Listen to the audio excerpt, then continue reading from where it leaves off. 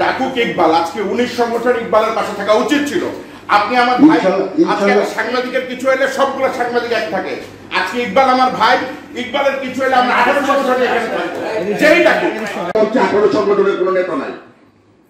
আমাদের দেশের দদুকের মতো নখ দন্তহীন বাঘে পরিণত হয়েছে চলচ্চিত্রের এই 18 সংগঠন। আমরা দদুকের মতো নখ দন্তহীন 18 সংগঠন চাই না।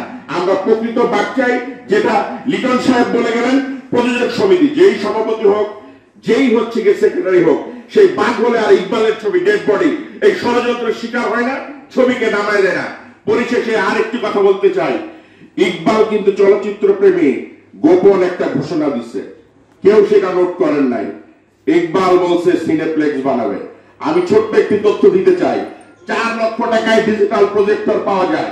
একটি চেয়ারের দাম যদি 2000 করে হয়, 200 সিটের একটি সিনেমা হল 4 লক্ষ টাকা খরচ হবে। 8 লাখ টাকা আর 12 লাখ টাকা যোগ হলে 20 লাখ টাকায় 200 সিটের সিনেপ্লেক্স বাংলাদেশের যে কোনো মার্কেটের উপরে বানানো সম্ভব। যারা এখানে যাদের পরিচালক আছেন, আপনারা যদি 1 লক্ষ টাকা করেও আপনাদের 300 সদস্য হয়, 3 কোটি টাকা উঠবে।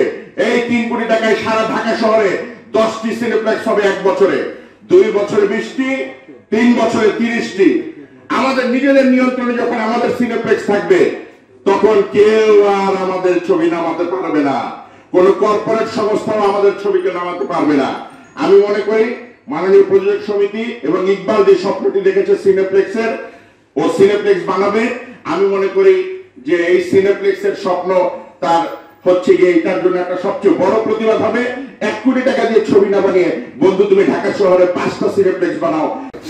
ডাকুক ইকবাল, আজকে 19 সংগঠন ইকবালের পাশে থাকা উচিত ছিল। আপনি আমার ভাই, আজকে সাংবাদিকের কিছু এলে সবগুলো সাংবাদিক এক থাকে। আজকে ইকবাল আমার ভাই, ইকবালের কিছু এলে আমরা 18 সংগঠনে এখানে থাকবো।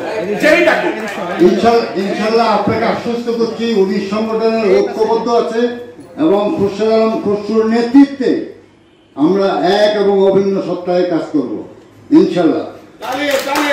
আমি আপনাকে এটুকু বলতে চাই যে সত্যকে হাতে তালু দিয়ে ঢেকে রাখা যায় না। সত্যের সপক্ষে আমরা আছি এবং আপনি যে শব্দটি চয়ন করেছেন, এখানে আমার একটু ভিন্ন মত আছে। প্রেস ক্লাবে আমরা একদিন এটার জন্য সব 18 সংগঠন 1 ঘন্টা প্রতি অনশন করতে চাই। ইনশাআল্লাহ সবকিছু হবে, এগুলি পরিকল্পনা গ্রহণ করতে হবে, এগুলি আলোচনা সাপেক্ষের ব্যাপার। আমরা বলতে চাই যে 18 সংগঠন এই সবসময় অন্যায়ের বিরুদ্ধে ছিল, এখনো আছে। 18 সংগঠন সত্যের সপক্ষে আছে, 18 সংগঠন অন্যায়ের বিরুদ্ধে প্রতিবাদ করতে জানে। আজকে যে অন্যায় হয়েছে, এই অন্যায়ের বিরুদ্ধে অবশ্যই 18 সংগঠন আছে এবং থাকবে ইনশাআল্লাহ। আপনাকে আশ্বস্ত করি।